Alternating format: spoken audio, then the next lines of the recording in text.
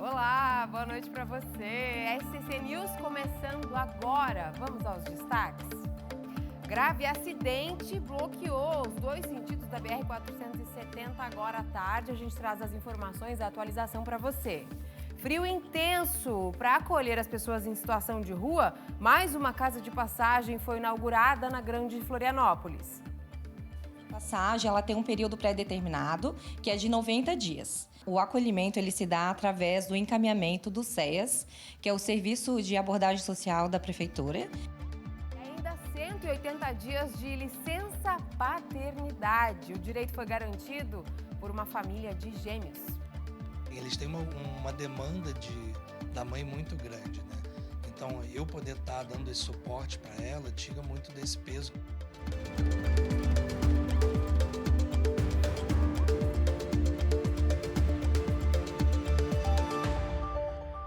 Nós começamos com informações do grave acidente que envolveu 6 veículos e interditou a BR-470 nos dois sentidos na região do Vale do Itajaí nessa tarde. A Natiole Oliveira, ao vivo, traz para a gente as atualizações. Como está o trânsito nesse momento? Já houve o desbloqueio? Nath, boa noite. Boa noite, Cibele. Boa noite a todos. O acidente que envolveu 6 veículos deixou uma mulher de 39 anos em estado grave. Ela foi encaminhada ao Hospital Santo Isabel, em Blumenau, com suspeita de traumatismo craniano encefálico. Outras pessoas que estavam nos veículos assinaram um termo de recusa de atendimento. A ocorrência foi registrada entre Indaial e Rodeio, na BR-470, no quilômetro 75, aqui na região do Vale do Itajaí. O acidente foi uma colisão entre 2 carretas, 2 caminhões e 2 carros. Os bombeiros voluntários de Indaial, o helicóptero Arcanjo do Corpo de Bombeiros Militar, o SAMU e a Polícia Rodoviária Federal foram acionados para atender esta ocorrência. O trânsito foi interditado nos 2 sentidos da rodovia, mas foi liberado por volta das 4h30 da tarde. Volto contigo aí no estúdio, Cibele. Obrigada, Nath. Fluindo, então, portanto, o trânsito a partir de agora, né? O corpo de 2 das 3 vítimas que morreram em um acidente também na BR-470, na última quarta-feira, ainda não foram liberados para os familiares se despedirem. A Vitória Farinha, do SCC10, vai trazer essas informações para a gente. Boa noite, Vitória. Boa noite, Cibele. Boa noite a todos. Segundo uma familiar, os corpos da avó e da criança ainda não foram liberados porque há apenas um odontologista na Polícia Científica de Santa Catarina e ele está de férias. A familiar explica que a avó foi levada para Florianópolis para fazer o reconhecimento por DNA e a criança precisa passar por reconhecimento da arcada dentária. Fabiane lamenta a demora e diz que o pai e a mãe do menino, de apenas 5 anos, estão esperando para fazer o velório do filho. Triste, né, Cibele? Todas as informações estão em scc10.com.br. Eu volto contigo. Obrigada, viu, Vitória? Triste sim, né? Não bastasse toda a tragédia, ainda tem o sofrimento, né? Por prolongar essa despedida. Agora a gente fala do frio intenso que chegou de vez ao estado, né? Para atender a população mais vulnerável, abrigos estão sendo disponibilizados pelas cidades. O frio já chegou em Santa Catarina e a chuva deve se intensificar nos próximos dias devido a uma formação de um ciclone sobre o oceano e seu deslocamento junto à costa do estado. Uma atenção maior até para o litoral, em que tem possibilidade de valores aí que estejam superando 200 milímetros. De uma forma geral, a chuva ela deve variar assim de 140 até 240 milímetros em média. Para acolher pessoas em situação de rua, foi inaugurado ontem em Biguaçu essa casa de passagem. São 15 vagas, 12 para homens e 3 para as mulheres. A casa de passagem ela tem um período pré-determinado, que é de 90 dias. O acolhimento ele se dá através do encaminhamento do SEAS, que é o Serviço de Abordagem Social da Prefeitura. A equipe entrega para ele o encaminhamento, ele se dirige até a instituição, aqui a casa de passagem. Além da moradia, aqui eles também oferecem alimentação. São 4 refeições servidas pela equipe que coordena o projeto. E as doações que chegam, como as roupas, são triadas e distribuídas para quem precisa. Em Joinville, a maior cidade do estado, a prefeitura vai oferecer acolhimento noturno às pessoas em situação de rua. toda e qualquer pessoa que estiver em situação de rua, ela deve procurar o Centro Pop, né? O Centro Pop, para quem não sabe, fica lá no Atiradores, perto da rodoviária. Na capital, o Centro Pop está disponível para atender as pessoas em situação de rua. O interessado deve ir até o local e fazer a solicitação ou também pedir auxílio na passarela da cidadania. Já na Serra, Lages tem o Centro Pop, que recebe a população em situação de rua. O serviço funciona de segunda a sexta-feira, das 8 horas às 18 horas. Em Chapecó, no Oeste, a Casa de Passagem tem 53 vagas e oferece alimentação e pernoite. No Sul, Criciúma, a equipe de assistência social também encaminha pessoas em situação de rua para a República de Passagem ou Centro Pop do bairro Pinheirinho. Em Concórdia, no Oeste, uma mulher grávida precisou de escolta policial para conseguir chegar ao hospital. O Felipe Bastos conta pra gente. Os policiais rodoviários estavam fazendo uma barreira na SC 283 quando o motorista de um veículo parou no posto da PMRV pedindo ajuda. O homem informou que a esposa estava grávida de 6 meses e apresentava intenso sangramento. Ele relatou ainda para os policiais que a mulher, grávida de gêmeos, apresentava quadro clínico preocupante e que não conseguia chegar a tempo no hospital. Com isso, os policiais bloquearam algumas ruas da cidade e realizaram a passagem das viaturas até a chegada no Hospital São Francisco. O estado de saúde da mulher e também dos gêmeos não foi divulgado para a imprensa. Voltamos ao estúdio. Obrigada, Felipe. A gente fala agora do lixo eletrônico. Você sabe como descartá-lo corretamente? É preciso um local específico para isso. Não dá para colocar no lixo comum de casa, da cozinha ou do banheiro, né? Em Blumenau, no Vale do Itajaí, tem um programa que recolhe esses materiais e dá o destino certo. Olha só. Impressora, placa de computador e até micro-ondas são produtos eletrônicos que precisam ser descartados da maneira correta. Estes e outros aparelhos contêm materiais que podem contaminar o meio ambiente quando são jogados no lixo comum, por exemplo. Existe a preocupação do descarte desses materiais eletrônicos, né, que sejam descartados corretamente e não simplesmente jogados na natureza. Você que tem empresa e ficou interessado em aderir ao programa, pode entrar em contato pelo telefone ou e-mail que aparece aí na tela. E você, morador, é só levar os materiais para descarte na ACIB, que fica na rua Antônio Traz, número 607, no bairro Forstad. Aqui em Blumenau existe um projeto que recolhe esse tipo de lixo e dá o destino certo. E o melhor, tanto empresas quanto a população podem participar do ACIB Recicla, programa da Associação Empresarial do município. São 3 pontos de coleta que ajudam a natureza e a causa social. Quando chegar em 2 toneladas desse material, a própria empresa ela faz uma doação de um computador, onde esse computador a gente faz a destinação para uma entidade carente de Blumenau a escolher aqui pelo Centro de Inovação. E na sua cidade deve ter também, né? Ponto de coleta e descarte correto desses materiais. Vamos para o intervalo. A seguir tem a reportagem sobre os 180 dias garantidos de licença paternidade. É uma família de gêmeos. Uma demanda da mãe muito grande, né? Então, eu poder estar dando esse suporte para ela tira muito desse peso. Vem aí o Domingo da Família, uma tarde repleta de atrações. Muita alegria, brincadeiras, distribuição de brindes, shows nacionais e diversão com Dona Maricotinha Laércio, Bozo, show do Xaropinho e Risa e Gaita com Carmo da Praça é Nossa e o Gaiteiro do Ratinho. Domingo, dia 18 de junho, no Recanto do Pinhão, na Praça João Costa, em Lages. Oferecimento 1001, Odonto Top, Reunidas, Cressol.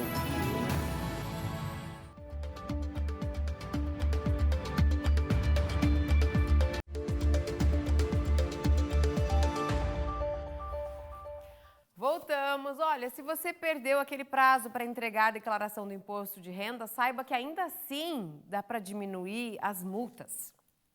Todo ano, a hora de entregar a declaração do imposto de renda chega. Tem quem se adianta, mas também quem perde o prazo.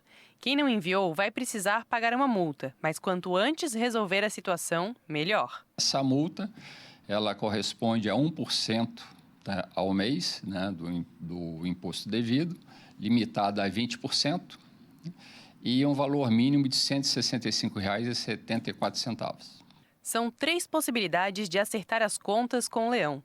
88% dos brasileiros utilizaram o programa gerador da declaração, 7% o aplicativo Meu Imposto de Renda e 6% utilizaram o site de atendimento ao contribuinte. E não entregar pode trazer consequências. Ele pode ser intimado a qualquer momento para regularizar essa situação e para prestar esclarecimento.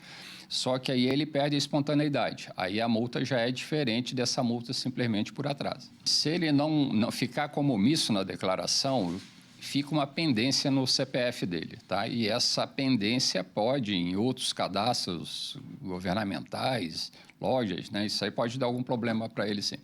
Depois, é possível acompanhar as etapas de análise até a restituição. Pelo site da Receita ou pelo aplicativo. E hoje está bem simples, tá? A gente percebe com a pré-preenchida, inclusive nós tivemos aqui em Santa Catarina 27% dos contribuintes utilizaram a pré-preenchida, ela facilitou muito. E é importante estar atento aos canais oficiais da Receita para não cair em golpes. A Receita não manda e-mail, né? E esses sites utilizam as logomarcas parecidas com a da Receita, as assinaturas, a terminologia própria, citando contribuinte, outras situações, mas a Receita não manda mensagem sobre restituição, muito menos link. Mudando de assunto, os deputados querem mais recursos para as universidades particulares no projeto que a gente vem falando aqui, né, Roberto? Universidade gratuita. Boa noite para você. Boa noite, Sibeli. Boa noite você que nos assiste. Olha, hoje o governo tentou lá na Assembleia resolver uma questão que vai ser administrada depois que começar a tramitação do projeto Universidade Gratuita. Alguns deputados querem que aumente de 20% para 30% o valor destinado da Universidade Gratuita, que é do governo do Estado, para as universidades particulares. Dizem que isso daria uma certa igualdade, mas para dar 30% para as universidades particulares, tem que tirar 10% dos 80% que são destinados para a CAF, as universidades comunitárias. Como resolve isso? Na conversa. O governo, eu conversei com o secretário Stener Sorato Júnior, da Casa Civil, disse que o governo não quer que mexam no projeto, que é um projeto de interesse social, vai beneficiar 75 mil alunos pobres, mas a gente descobriu, fazendo uma análise, fazendo uma apuração, que o governo até admite aumentar o percentual das universidades particulares, Sibeli, desde que elas destinem esse valor para aulas presenciais e não para o ensino à distância, que é o filé mignon das particulares. É outra polêmica que se cria, mas vai tramitar tudo muito rápido na Universidade Gratuita, nas 3 comissões que vão analisar a matéria, trabalhando em paralelo. Vamos acompanhar. Mais um capítulo dessa história, mas que deve sair rápido, né, Roberto? Exato. Interesse de todos, né?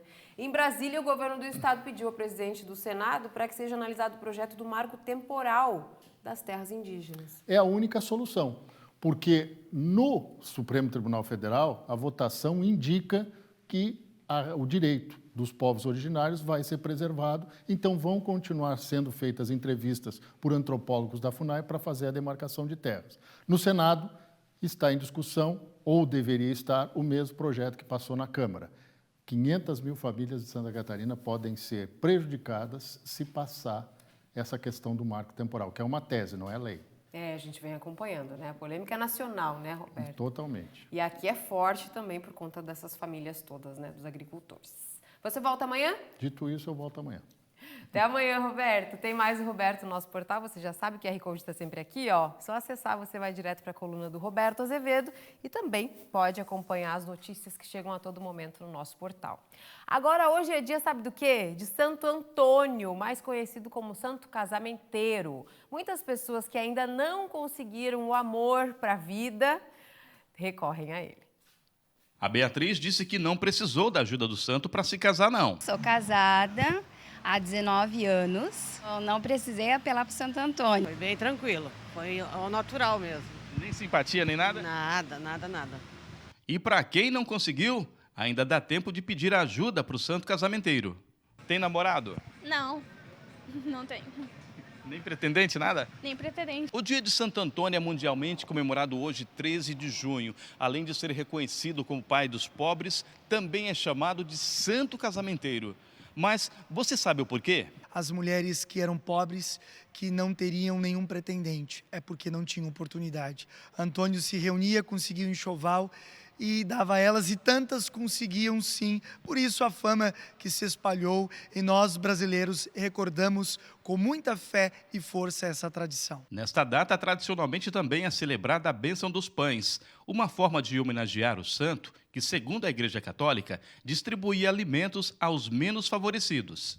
Ele multiplicava o pão da palavra, tanto que ele, quando Antônio falava, as pessoas se convertiam.